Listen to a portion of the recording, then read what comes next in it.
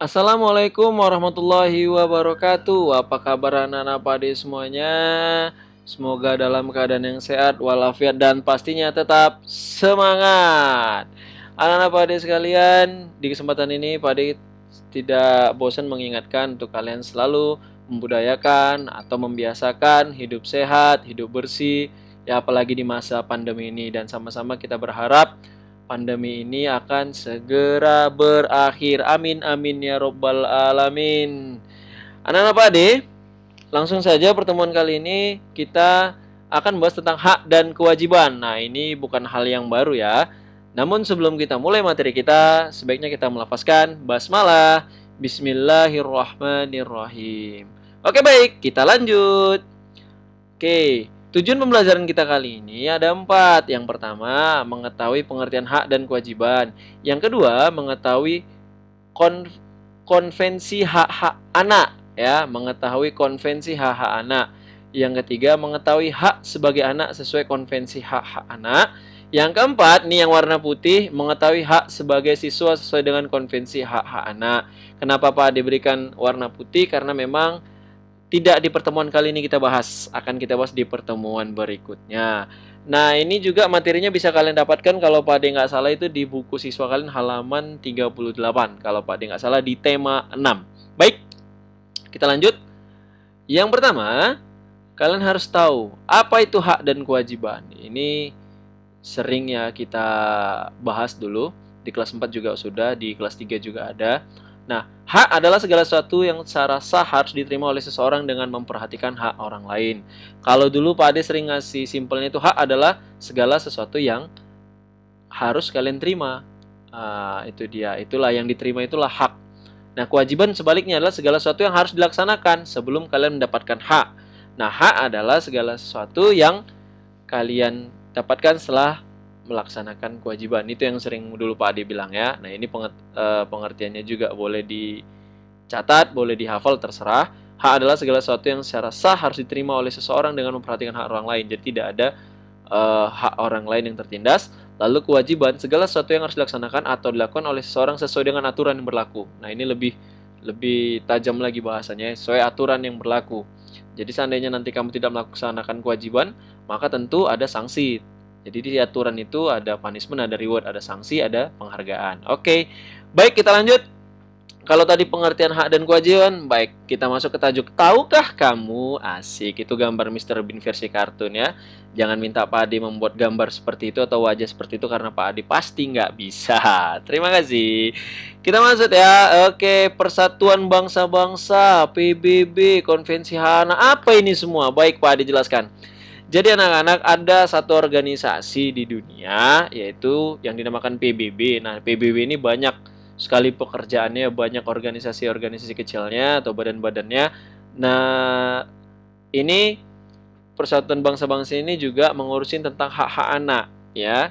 Ada bagian job desk-nya lah kita bilang untuk pekerjaannya ataupun ruang lingkup tugasnya itulah tentang anak-anak.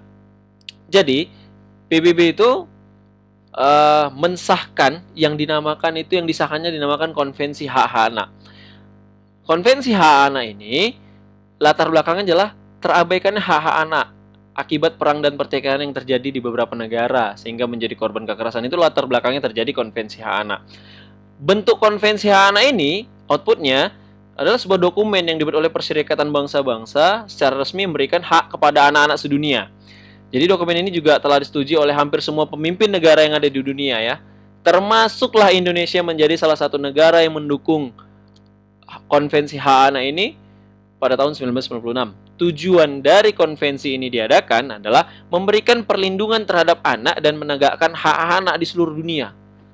Nah, tanggal disahkan PBB itu adalah 20 November 1989. Jadi bisa kita perkirakan kurang lebih sekitar 7 tahun kemudian barulah Indonesia ikut mendukung konvensi hak-hak anak. Baik, kita lanjut. Ya, hak-hak anak menurut konvensi hak-hak anak. Oke, yang pertama itu hak kelangsungan hidup. Jadi hak kelangsungan hidup itu kelewatan, maaf. Kita balik dulu.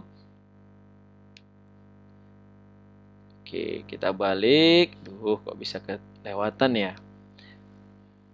Oke, hak kelangsungan hidup ya. Jadi hak kelangsungan hidup ini adalah hak untuk melestarikan dan mempertahankan hidup. Jadi hak memperoleh standar kesehatan tertinggi dan perawatan yang sebaik-baiknya. Jadi kamu punya hak, sebagai anak kamu punya hak untuk hidup kamu berlangsung atau kamu tetap hidup ya dengan memperoleh standar kesehatan tertinggi, karena dengan hidup yang dengan kesehatan yang baik, insya Allah hidup kita juga bisa lebih terjaga kesehatannya ya. Jadi kamu juga di sini kelangsungan hidup juga boleh mengenal asal usul orang tua kamu, itu hak kamu. Hak kamu untuk mengetahui asal usul kedua orang tuamu, ya, keluargamu, kamu berhak atas itu. Itu yang tercantum di Konvensi Hak Anak yang pertama.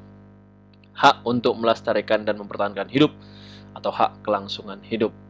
Baik, yang kedua, hak menurut Konvensi Hak Anak ini adalah hak perlindungan. Jadi kalian jangan takut. Kalian itu punya hak untuk dilindungi dari diskriminasi, eksploitasi, kekerasan, dan keterlantaran. Jadi kalian itu punya hak untuk dilindungi dari itu.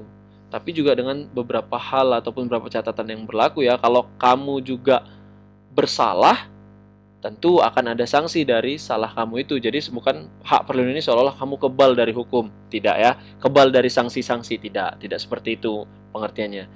Jadi kamu memiliki hak yang sama dengan anak lain untuk melakukan kegiatan keagamaan. Jadi kalau kamu sholat nggak boleh diganggu, itu hak kamu. Siapapun itu nggak boleh ganggu kamu, ya.